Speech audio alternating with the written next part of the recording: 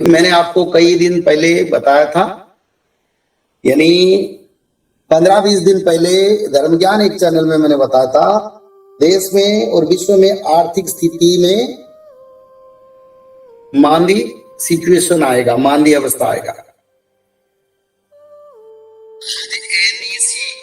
NCB जो bank है, वो बैंक के बारे में मैंने यूट्यूब में न्यूज देखा, तो उसमें रिजर्व बैंक ने उनको मनी विड्रॉ ना करने के लिए लेटर भेजे हैं।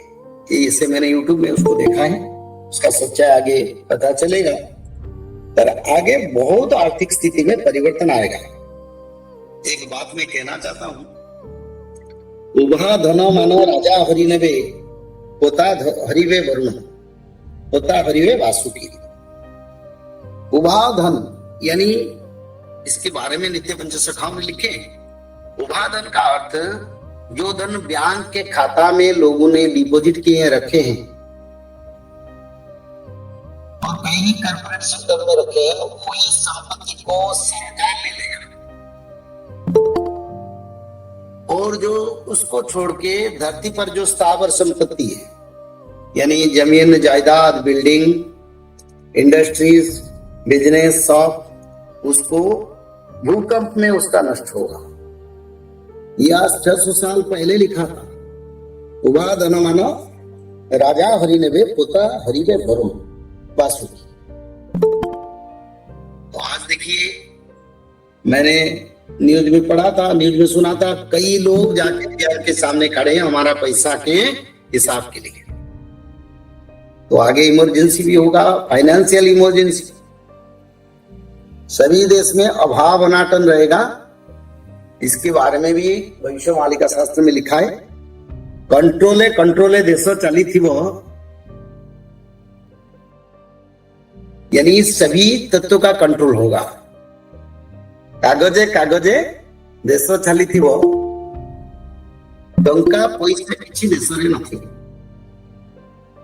यानी कागज यानी पेपर में दिखाई देता है हमारा पैसा है, पर सरकार के पास पैसा नहीं रहेगा। मैं ये भारत का बात सिर्फ नहीं कहता हूं, भारत तो बड़ा मजबूत स्थिति में अभी है और अंतिम समय में भारत को विपद जाएगा। पहले तो पाप करने वाले देश के ऊपर प्रभाव आएगा, पर भारत में जितना होगा उसके 100% ज्यादा विदेशों में होगा।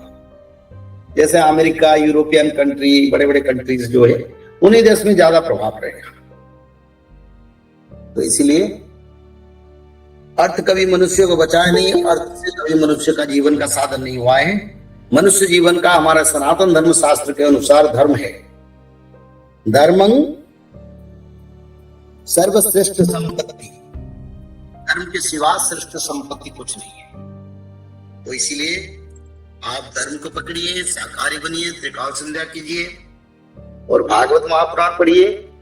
इसके माध्यम से आप लोग ये आने वाले परिवर्तन से भी परिवर्तन के साथ जाएंगे। आपकी सुरक्षा मिलेगा, मानव सभ्यता का उपकार होगा और आपका भी कल्याण होगा।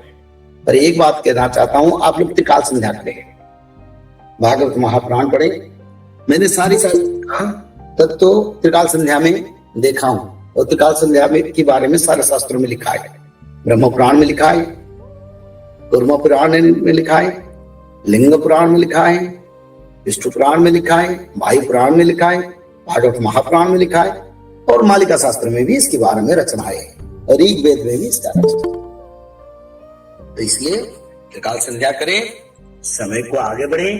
और समय अच्छा नहीं है, देखिए दिल्ली में क्या हो गया, कोई कारण नहीं, कुंभ में बार बार अग्नि लगता है, समय परिवर्तन को जा रहे हैं। तो इस समय हम लोग को भी परिवर्तन धर्म की परिभाषा में होना चाहिए ताकि हमारा कल्याण हो।